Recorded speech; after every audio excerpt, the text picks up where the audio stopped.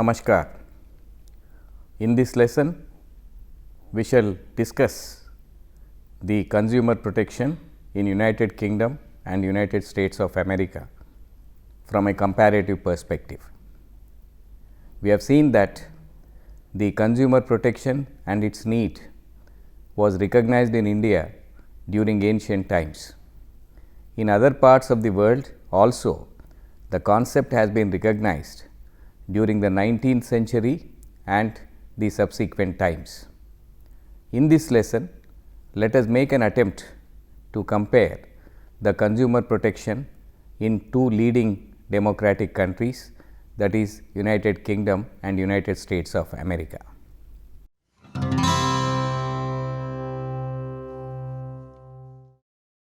First, let us have a look at the consumer protection and its evolution in Great Britain.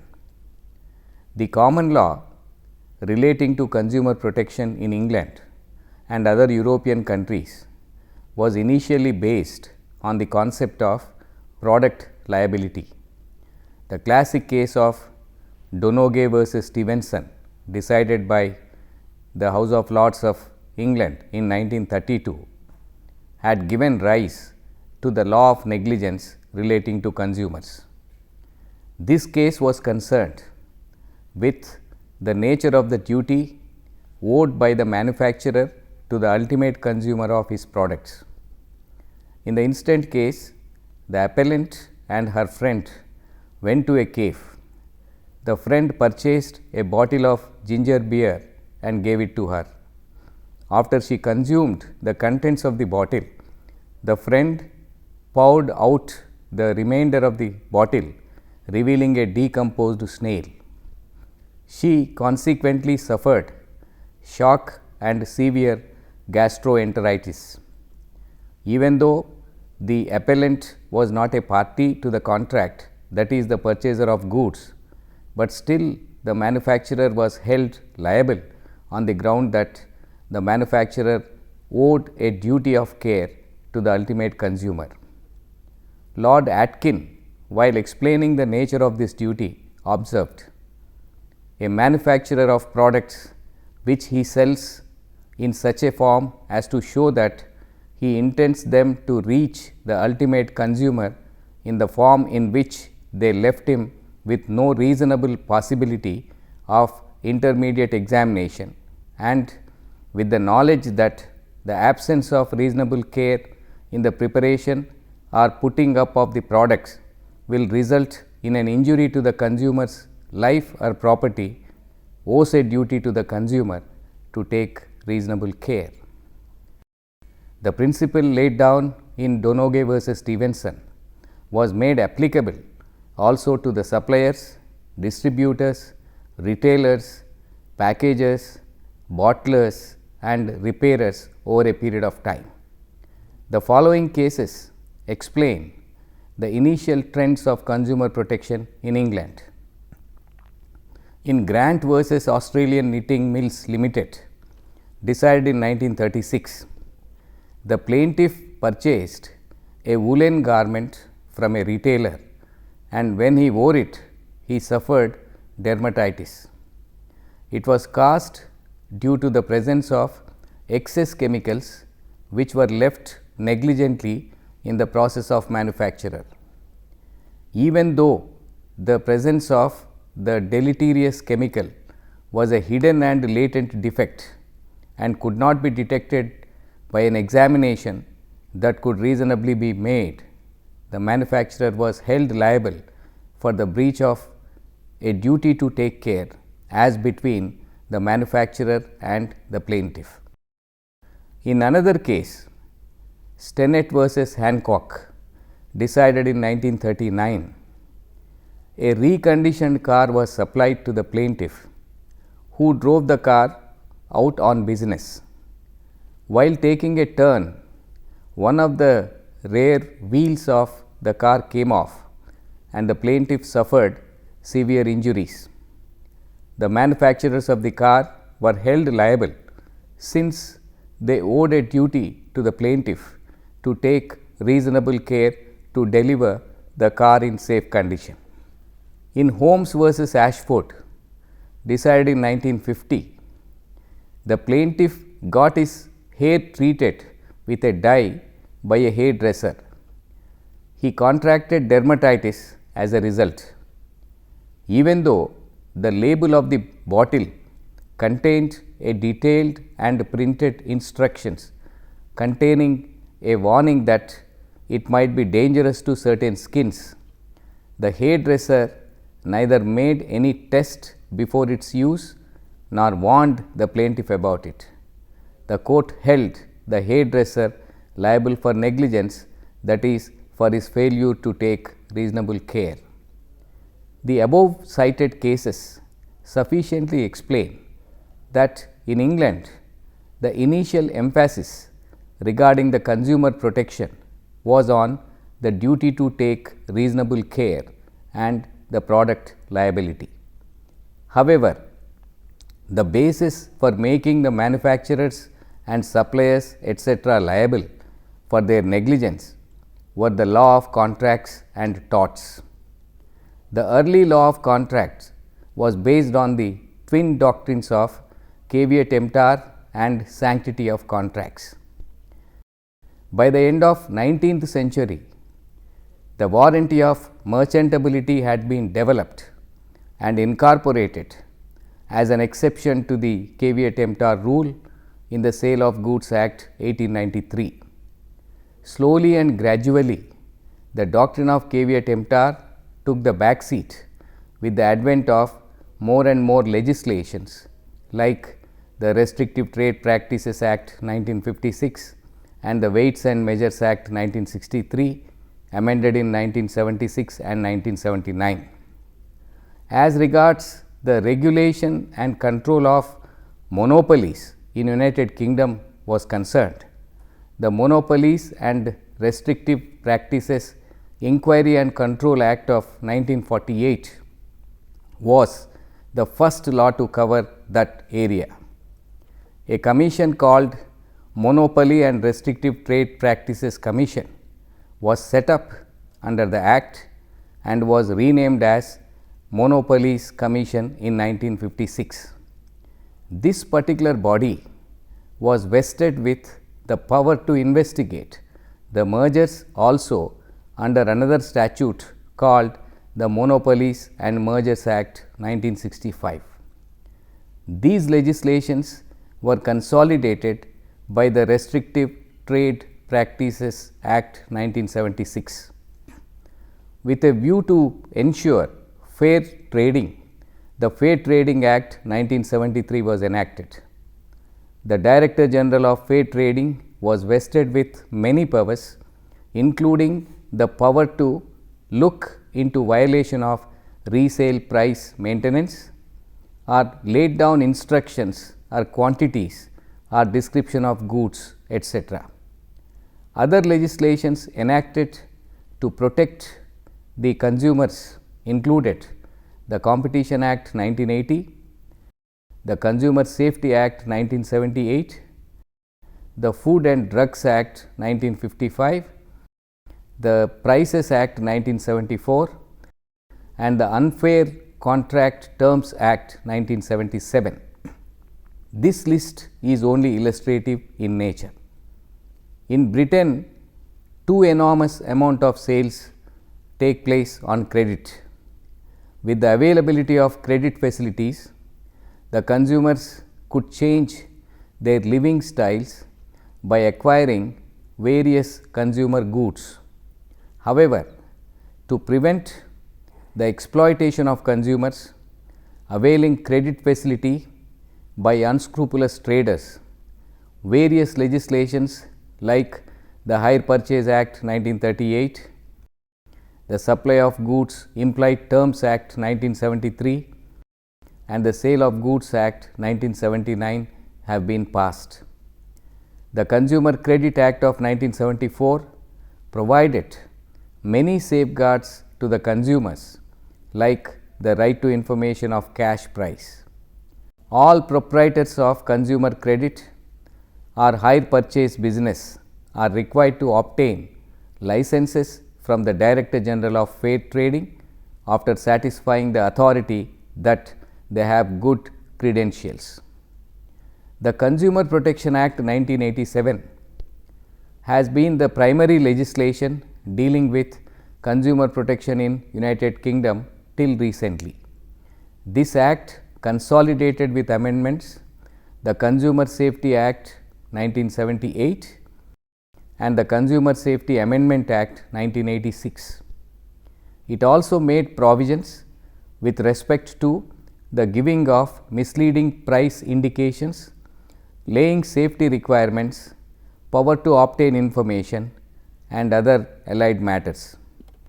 The Consumer Rights Act of 2015 is an act of Parliament of the United Kingdom that consolidates existing consumer protection law and also gives consumers a number of new rights and remedies. Provisions for secondary ticketing and lettings came into force on 27th May 2015 and provisions for alternative dispute resolution, that is ADR, came into force on 9th July 2015 as per the EU directive on consumer ADR. Most other provisions came into force on 1st October 2015. Among the pieces of legislation that have been combined into the Consumer Rights Act are most notably Unfair Terms in Consumer Contracts Regulations 1999, Unfair Contract Terms Act 1977, Sale of Goods Act 1979 and Supply of Goods and Services Act 1982. The Act is split into three parts. Part 1 concerns consumer contracts for goods, digital content and services. Part 2 concerns unfair terms and Part 3 concerns other miscellaneous provisions. Thus, it could be seen that the consumer protection in the United Kingdom is effected through a multiplicity of acts of Parliament, statutory instruments, government agencies and departments and citizens lobby groups, and aims to ensure the market economy produces fairness and quality in goods and services people buy. The main areas of regulating consumer affairs include fairer terms in contracts for goods and services by declaring surprising and onerous terms as unfair product safety regulation, to ensure people cannot purchase goods that are potentially harmful financial regulation, to ensure access to credit is cheaper and people fully understand the obligations they have when taking loans, stronger competition in the private sector through breaking up cartels, dismantling monopolies and unwinding some mergers.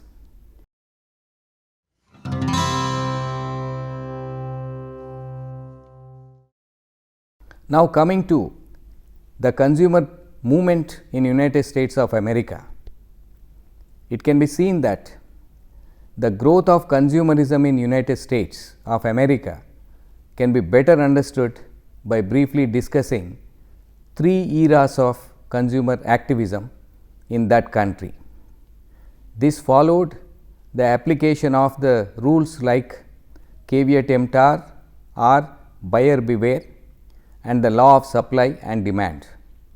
However, the industrial revolution in the United States of America has brought radical changes in the then prevailing practices.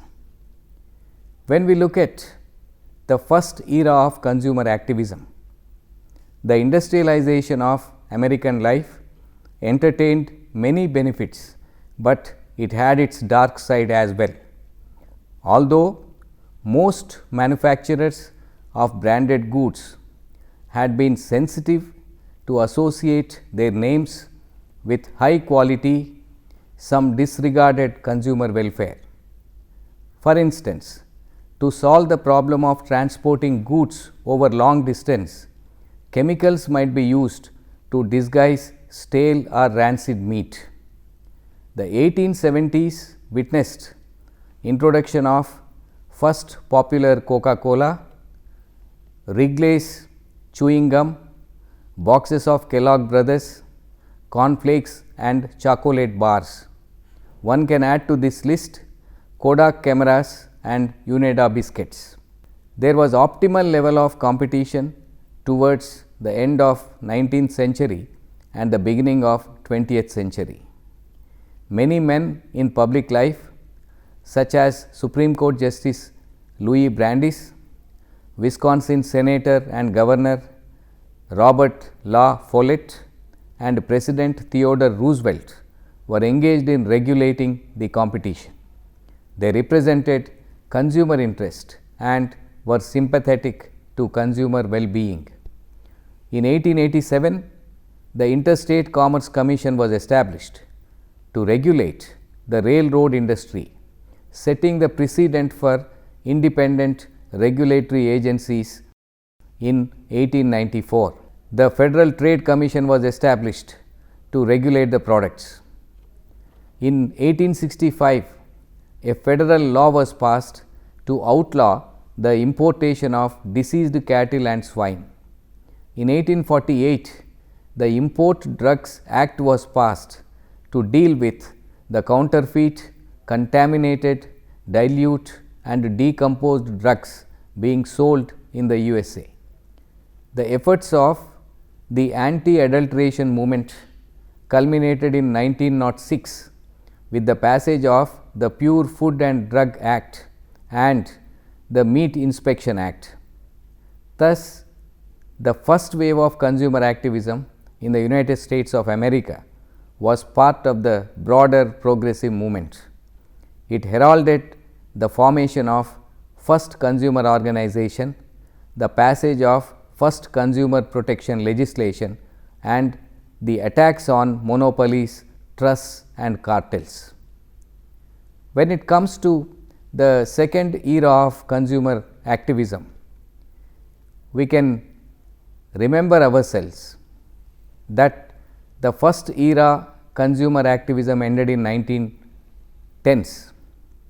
It was an outgrowth of the massive changes brought by the early stages of the industrial revolution. The period of 1920s and 1930s marks the second era of consumer activism. Certain events like the automobile assembly, introduction of electricity have changed the character of consumption. The state of the American consumer was aptly described as operating in a world of conflicting claims, bright promises, fancy packages, soaring words and almost impenetrable ignorance. Between the two world wars, there were a string of legislations in the area of food and drug. The Federal Food and Drug and Cosmetics Act 1938 replaced the Food and Drug Act at 1906.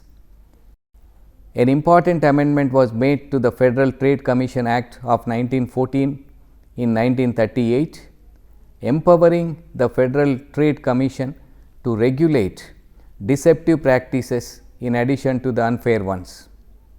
This had the effect of giving the Federal Trade Commission the jurisdiction over a wide range of harmful business practices, including dissipative advertising. Now, coming to the third era of consumer activism. The decade following the World War II was not hospitable to any form of social protest, including consumerism. Similarly, consumers encountered complicated new service offerings in the post-war years, such as life insurance, installment credit and the first credit cards introduced by the Diners Club. In 1957, a book written by Vance Packard entitled The Hidden Persuaders indicted the advertising industry for using psychological techniques to manipulate consumers. The attack on advertising was intensified in 1958 with the publication of John Kenneth Gabriel's The Affluent Society. This author was less concerned by the methods of advertising, but by its social effects. He contended that advertising played a key role in making the United States of America an unbalanced society in which the pursuit of private goods overwhelmed the provision of public rules such as schools, hospitals, and museums. President John Kennedy's consumer message to Congress serves as a convenient starting point for the third era of consumer activism in the United States. The message, the first one by a president on the topic of consumer protection, was delivered on 15th March 1962. In it, President Kennedy enunciated a consumer bill of rights, including the rights to safety, information, choice among a variety of products and services at competitive prices, and a fair hearing by government in the formulation of consumer policy. Ralph Nader was to become the unchallenged leader of the American consumer movement, his name becoming almost synonymous with it. His 1965 book, Unsafe at Any Speed, is remembered as an expose of safety defects in the design of Chevrolet's Corvair, but it was much more. It was an indictment of the entire automobile industry and, by extension, other giant corporations for ignoring the consumer's desire for a safe car and contributing so massively to air pollution. In 1966, the Child Protection Act, banning dangerous toys from interstate commerce, and the Fair Packaging and Labeling Truth in Packaging Act were signed into law. The Wholesome Meat Act and the Flammable Fabrics Act were enacted the next year. In 1968, the Consumer Credit Protection, that is Truth in Lending Act, Interstate Land Sales Full Disclosure Act, Natural Gas Pipeline Safety Act, Poultry Inspection Act, and Radiation Health and Safety Act became laws, and this was only the beginning. The third era of consumer activism in the United States reached its peak in the early 1970s. The Consumer Product Safety Commission was created in the year 1972 to coordinate and strengthen federal efforts to protect consumers from unreasonable product risks. Consumer rights pertaining to credit were strengthened in 1974 with the passage of the Fair Credit Billing Act and the Equal Credit Opportunity Act. In 1976, pre-market testing of all new chemical substances was mandated by the Toxic Substances Control Act. In the United States at present, a variety of laws at both the federal and state levels regulate consumer affairs. Among them are the Federal Food, Drug and Cosmetics Act, Fair Debt Collection Practices Act, the Fair Credit Reporting Act, Truth in Lending Act, Fair Credit Billing Act, and the Gramm-Leach-Bliley Act. Federal consumer protection laws are mainly enforced by the Federal Trade Commission, the Consumer Financial Protection Bureau, the Food and Drug Administration, and the U.S. Department of Justice.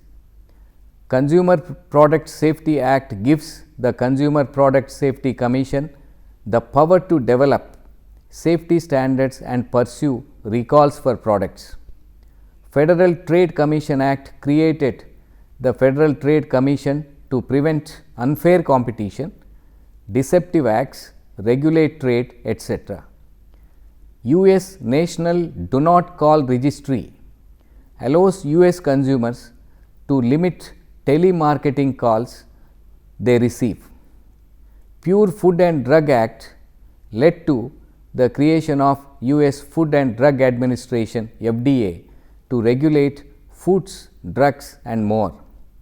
Communications Act of 1934 created the Federal Communications Commission FCC to regulate all radio and interstate cable, phone and satellite communications. Fair Credit Reporting Act regulates the collection, dissemination and use of consumer credit information. Fair Debt Collection Practices Act eliminates abusive consumer practices, ensure fairness, etc. Truth in Lending Act requires clear disclosure of key terms of the lending arrangement and all costs. Real Estate Settlement Procedures Act prohibits kickbacks and requires lenders to provide a good faith estimate of costs. Health Insurance Portability and Accountability Act provides consumer protection for health information. Digital Millennium Copyright Act prohibits production or sale of devices or services intended to circumvent copyright measures. Digital Media Consumers Rights Act is proposed to repeal the Digital Millennium Copyright Act.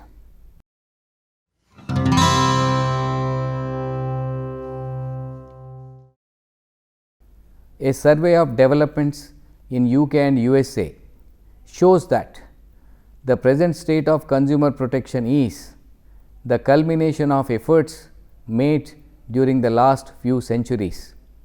Nonetheless, both the countries have become leaders in the consumer protection and their practices have been followed in other countries as role models. Dear candidates, I sincerely hope that you have enjoyed this lesson on the comparative aspects of consumer protection in United Kingdom and United States of America. We shall meet in the next lesson. Thank you. Namaskar.